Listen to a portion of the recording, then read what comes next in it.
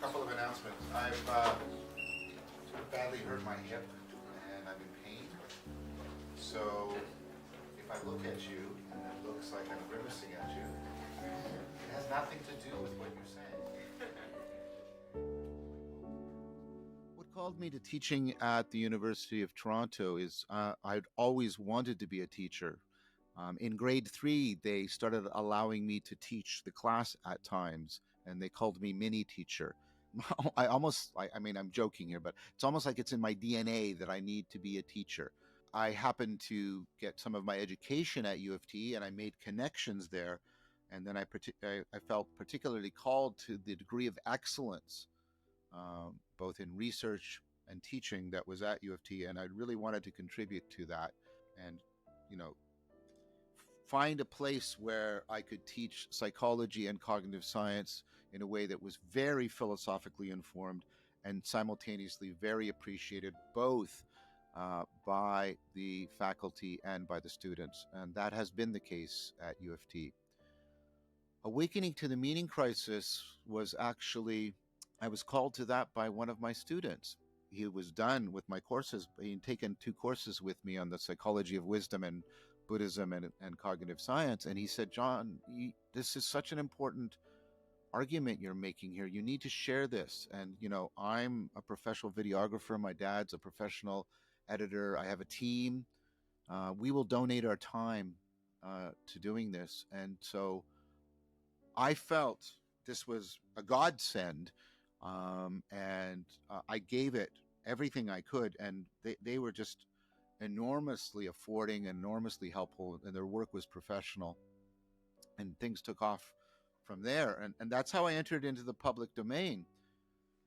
And because of Awakening, as I said earlier, people started reaching out to me and making connections and wanting to talk to me. Moving into the public domain has been very challenging for me, both sort of personally, psychologically.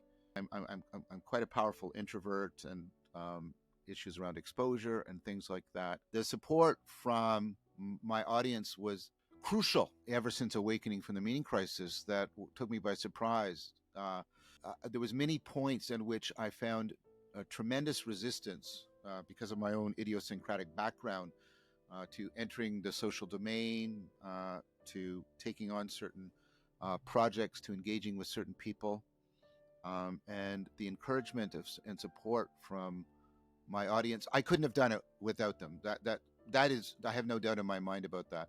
And also that my audience has afforded connections, people that are beautiful and help give me greater access to the true, the good, and the beautiful.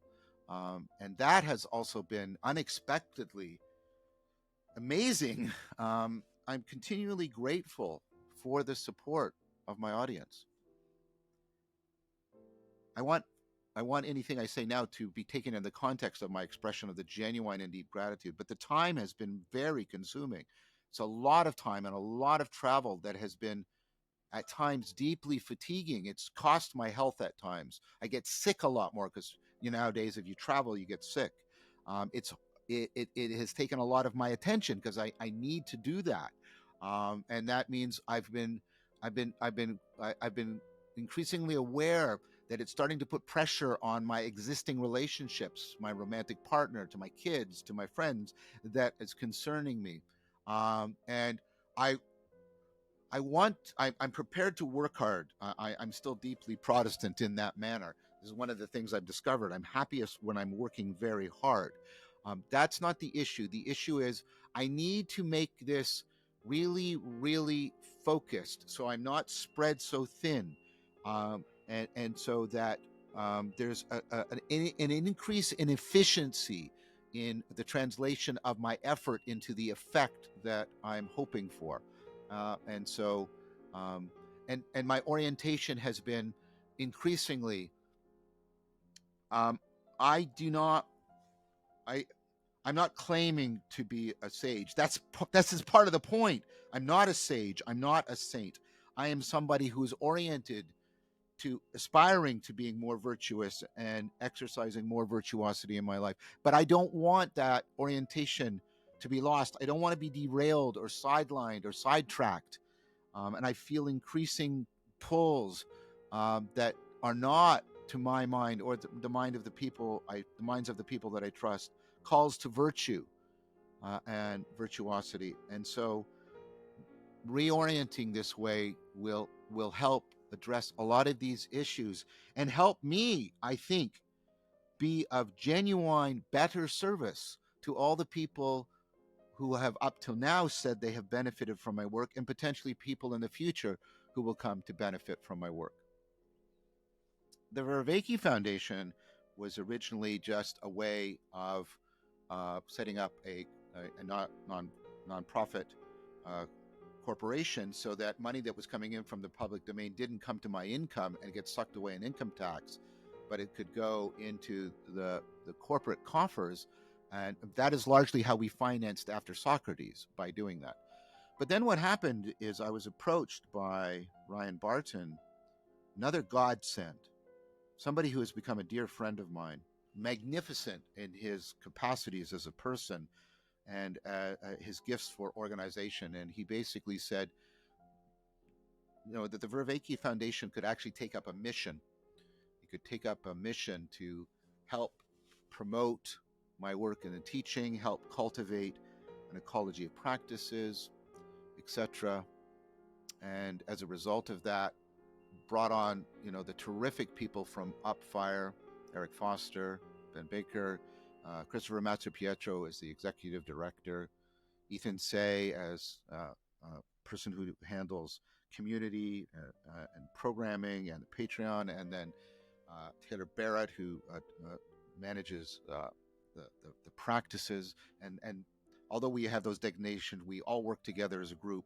And so on one hand, there's been this tremendous organizational and cognitive empowerment because of all these brilliant minds and shining hearts that have come into this. And on the other hand, they have, at my repeated request, they have authentically taken up the call to help me resist various temptations to vice within the public domain and to remain true to a vision of virtue and virtuosity. And so the Verveke Foundation has become something of a monastery for me, a place that I go to in order to be properly realigned with what matters most and is most real to me. The project that I'm oriented towards is the Philosophical Silk Road, which has come out of some things that people said to me. One very dear friend of mine, Bishop Maximus, who said, "John, stop talking about the religion that's not a religion. You're just alienating both sides, and it's not working." And then I talked about this idea of something like the Philosophical Silk Road, and he said, "That's excellent. Do that." And then Christopher Mazzapietro really articulated clearly sort of my intuition, and he explicated it well. The religion that's not a religion was top down. It was an engineering approach. It was part of the whole technological instrumental mentality that is part of the problem, and that what we needed instead, a bottom up approach. And this is what was calling to me.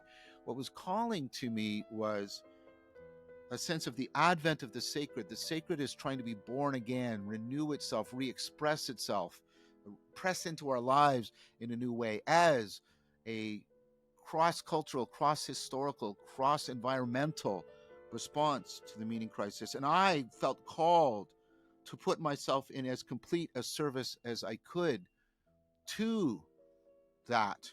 And the Philosophical Silk Road is about trying to create a new genre beyond a documentary, beyond a lecture series, integrating them beyond a bibliography, just a whole bunch of things. And I won't go on at length about it.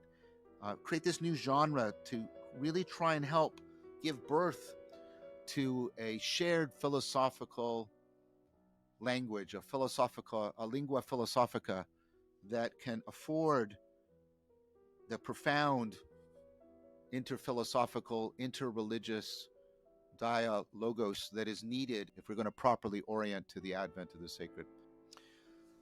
So the Lectern is a way in which we're pivoting. We're going to retire Voices with Verveke because to our mind, the Verveke Foundation crew, it had too vague of a mandate, and it was misrepresenting me in too of an ambiguous and therefore at times dangerous manner. Um, I am not founding a religion. I am not founding a community. I am not a guru, um, in the pejorative sense of the word, not in the Eastern philosophical sense of the word. I am a teacher. I want to reorient back to that is what I am. And the people are not my followers. The people who listen to my work are not my followers. They're not my fans. They're my students. And I want to present myself consistently and coherently throughout everything I'm doing as an educator. And so there's going to be much more of a focus on courses, philosophically and cognitively, cog-sci focused courses lasting about 6 weeks long. We've already done one. We've done one on literature, the meaning crisis, which was very well received. We're planning on doing one in the fall on the God of Einstein and Spinoza. There'll be live teaching and seminars. There'll, of course, be presentations of any of my talks that I give at conferences or symposia. I will talk with relevant uh, academic, scientific, philosophical, scholastic peers about their work and insofar as it bears on my work.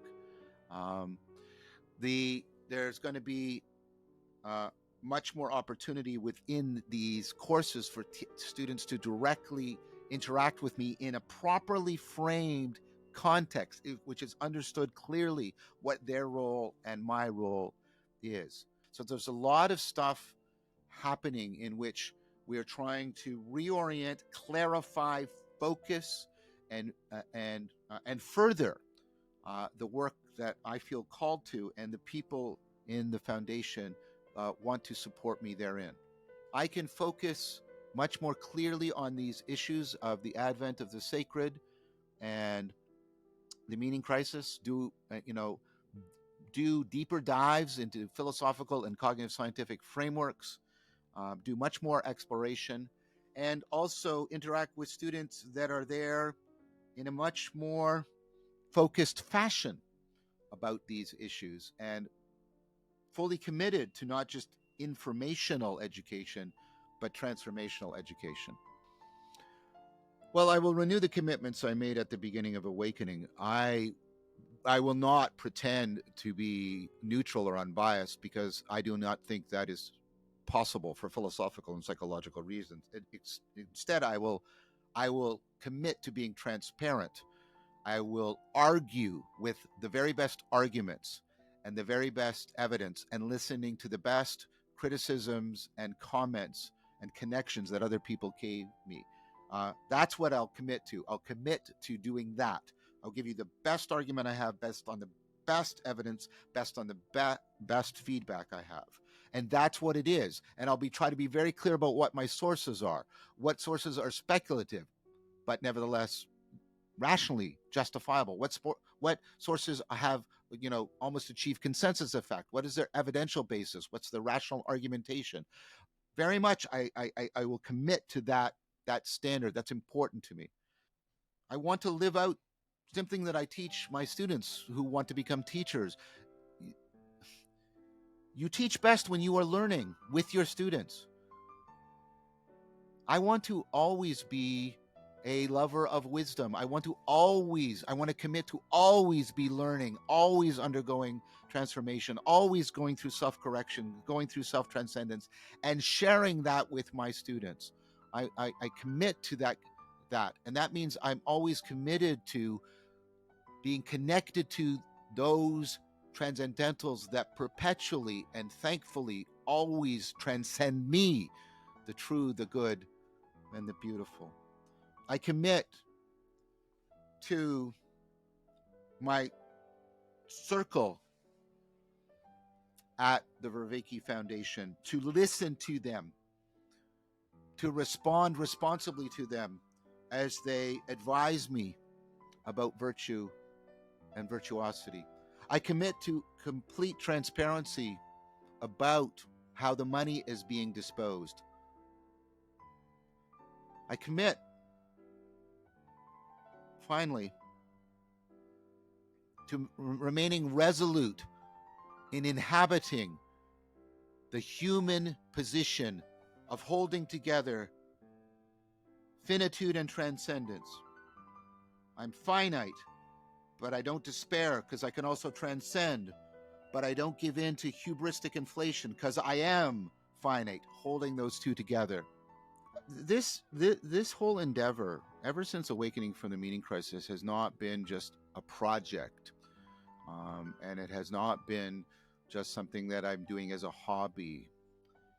And increasingly, as I move towards the philosophical Silk Road, it has become clear to me that this is not, it's not even right to call it a vocation. It's even more than a vocation. I mean, vocation means being called, and I feel deeply called, but there's more. And I feel that increasingly, and I hope I'm showing up with due humility about this.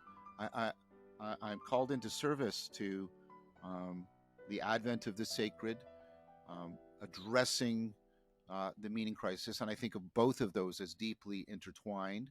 And I think of this as the most important thing that I can be called to do, and therefore I consider it an ethical and obligation that I give it my very, very best. And I need, therefore, to show up in the right way, but I need also for the framing and the platform and the vehicle of teaching to be properly attuned so that I can show up and give my best.